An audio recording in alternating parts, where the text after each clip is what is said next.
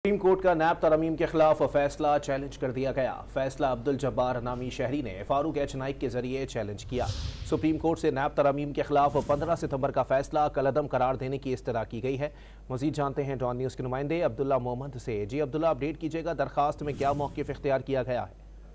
जी बिल्कुल, दरखास्त गुजार अब्दुल जब्बार की जानिब से नैब तरामीम का जो फैसला है उसको चैलेंज कर दिया है। उसी सिलसिले में नजरसानी अपील जो है वो दायर कर दी गई है।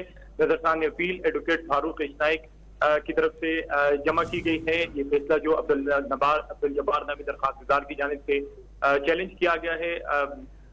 फारूक एच नाइक उनके वकील है, जिसमें मौक़िफ़ अपनाया गया दरखास्त में कि सुप्रीम कोर्ट ने हमें सुने बगैर नैब तरामीम के खिलाफ फैसला दिया।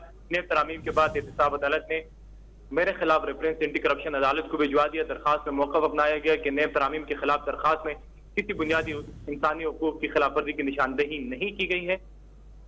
बहुत शुक्रिया अब्दुल्ला मोहम्मद अपडेट करने के लिए।